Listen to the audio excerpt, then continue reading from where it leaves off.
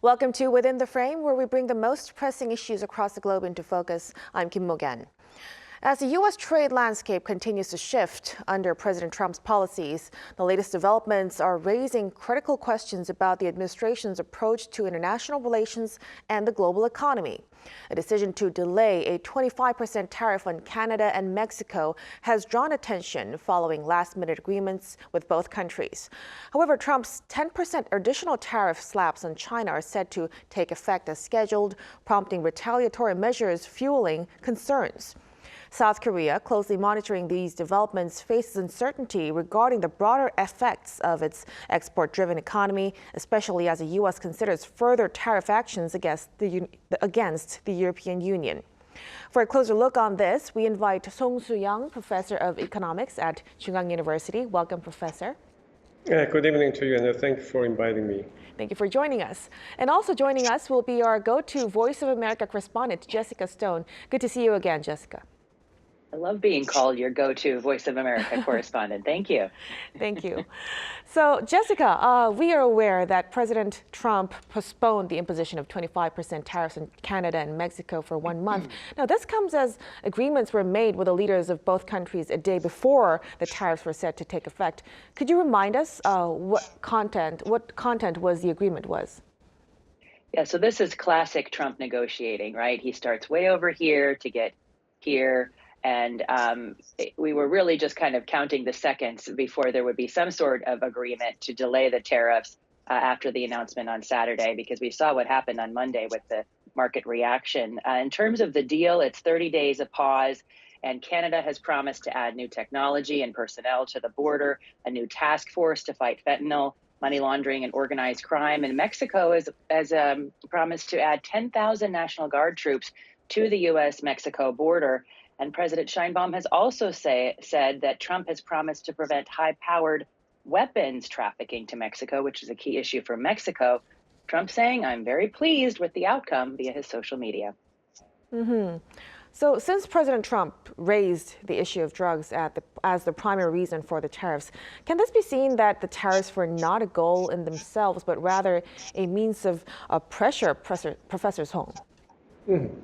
Yeah, it is clear that President Trump's goal is not just to increase the tariff and engage in the trade war.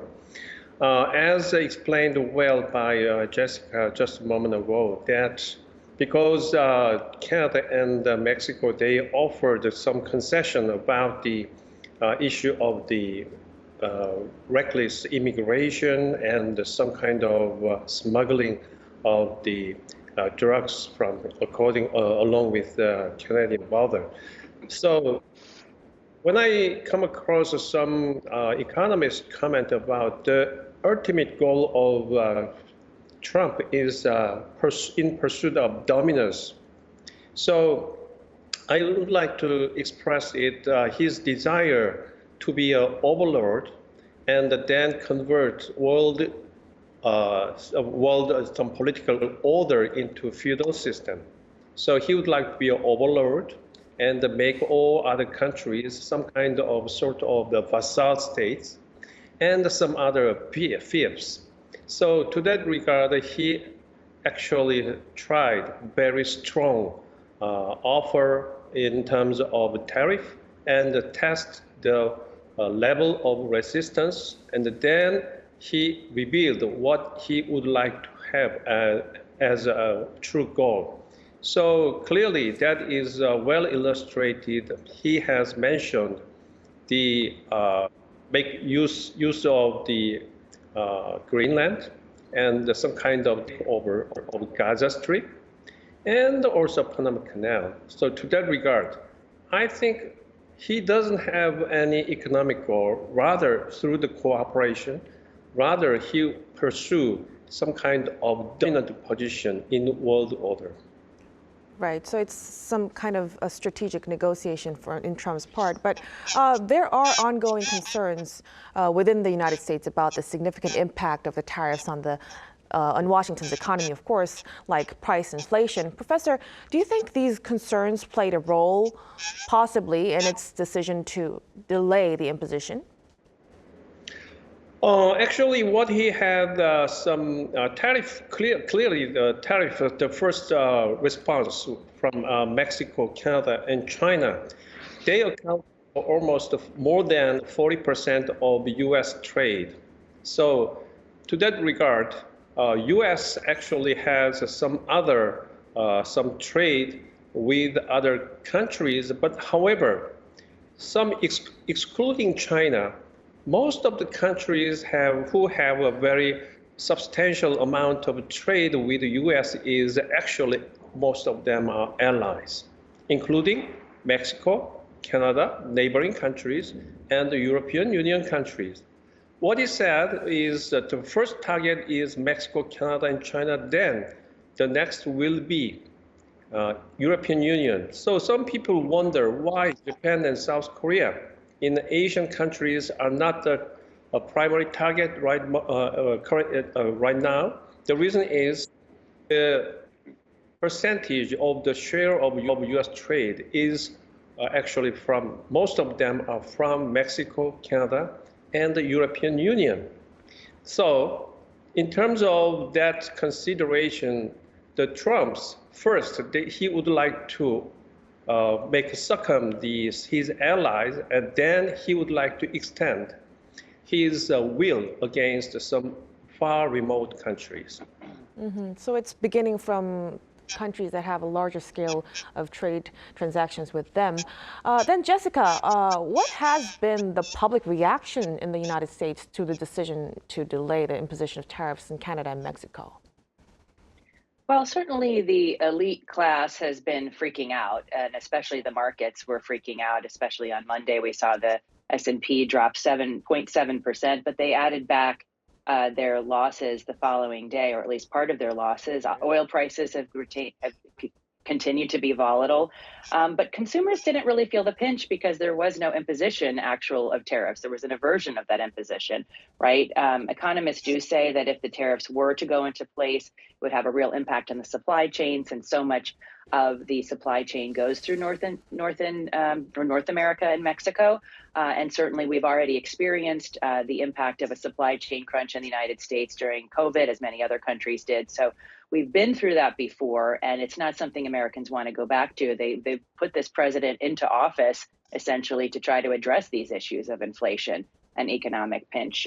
Trump has acknowledged, though, that these tariffs would, quote, bring short-term pain. He says people expected that. I'm not sure that's the case, but in any event, there is going to be some kind of pinch because these are downstream effects of tariffs. The consumer often does get the brunt of the tariff. Meanwhile, the additional 10% tariff on China took effect as scheduled, and China responded with retaliatory tariffs and options like filing a WTO complaint. Jessica, what's the White House's stance on this? Well, Trump has said this is an opening salvo in the negotiation with China, and he has certainly not ruled out tougher tariffs on China if he doesn't get what he wants. As of February 10th, China did implement tariffs on American goods, which is just a fraction of what goods were taxed by the United States. And I think it's important to point out that it is not a one-to-one. China did not match the same level of tariffs that the United States imposed on China as it did in the first Trump administration. So some analysts believe that Xi Jinping has really learned his lesson, that he's actually going in more cautiously into these negotiations because of the health of the Chinese economy. It's possible that Trump will really make a bunch of things part of the negotiation, not just economic issues, but TikTok, the future of TikTok. He said on social media that a TikTok deal would be a wonderful deal for China. And there's also, of course, the possibility that he will want China to make good on its phase one deal that was reached under the previous Trump administration, buying more American oil. Could control over the Panama Canal and the Chinese bridge that's being built over the Panama Canal also enter into it. It's certainly within the realm of possibilities because Trump's bent is that he wants to get all of these problems solved in the context of trade, as well as drugs, as well as the border issues, fentanyl, all of it. But China tends to want to wall off each piece of the negotiation into some stovepiping. And so they're going to have to come to terms on how they want to do these negotiations. I would expect that they will go forward nonetheless. Right. And also, South Korea is also closely monitoring the Trump administration's policy trends, of course. Now, given, Trump's weaponization of tariffs without exceptions on its allies, is there any potential for his policy to extend to South Korea's, export-driven products like semiconductors? I think it's always within the realm of possibilities, right? We saw how tough Trump was on the amount that South Korea put into the defense budget for compensating for the soldiers that the United States provides on the DMZ. So I think it's certainly within the realm of possibility. And you also really remember, as the professor pointed out, that Trump doesn't spare his tough rhetoric for allies. He certainly used it against Mexico and Canada in recent days, and under the previous administration towards South Korea. So the goal for Trump is to use tariffs to bring manufacturing back to the United States, among some other goals. And I think one thing that is definitely in South Korea's favor in that negotiation is that it has just reached, for the first time, it became the top investor in the United States, and that it has invested in the semiconductor manufacturing sector inside the United States. So these are things that South Korea is doing to really head off some of these pressures in advance. Could you also tell us about, the European Union there? The European Union is also being identified as the next target for tariffs by Trump, of course. And if the U.S.-China trade war expands into a global trade war, South Korean exports could inevitably be affected. How should South Korea prepare for this, Professor? Yeah, actually, the best strategy for South Korea is wait and see how the situation or how the world environment will be developed. Because currently, as I mentioned earlier, that Trump's goal is to be dominant, almost against the U.S. allies. Then he would like to extend his some overpower throughout the world. So why I think of that is his true and the hidden strategy is because actually the economic issue is not a problem to him. What he would like to is already U.S. has maintained a very strong economic power all over the world and also military power. Then what he wants is the other potential competitors should be reduced to be subject to U.S. Power. And then what his true aim is to, when you, 125 years ago, the William McKinley, who is the 25th U.S. president, Trump has mentioned several times, and then he would like to emulate his President McKinley's performance as a president. During McKinley's term as a U.S. president, he has annexed Republic of Hawaii, and also he has won the war against Spain and received Cuba, Philippines, and Puerto Rico. And that is when the McKinley has achieved, and the U.S. economy and the military power has been expanded quite a lot. So what I think in Trump's mind is McKinley, and then actually he would like to be more than President McKinley. Maybe he envy the Queen Victoria of Great Britain in 19th century. That's what I imagined actually is from my inside my mind, and that is what his true goal. So this is really very menacing to the world. But South Korea and the Asian countries, at least it's very fortunate for Trump has not mentioned at all Japan and South Korea at all. So that is luck. But the Japan and South Korea both should wait until the moment when Trump tried to wield his power. After conquering his allies, then he would like to extend his power over to Asian or potential competitors such as China. Right. So Can I just add some of our new reporting from VOA? We do expect that the Japanese Prime Minister Ishiba will be here in Washington on Friday. And part of that conversation, and it's going to be a very quick meeting, but part of that conversation, according to the White House, is about tariffs, is about trade.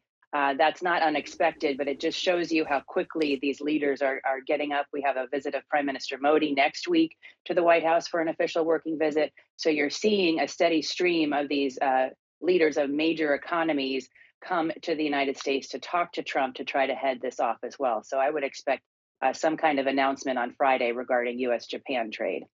Right, and that also signals that not long, it won't really take long for South Korea to also have negotiations with President Trump.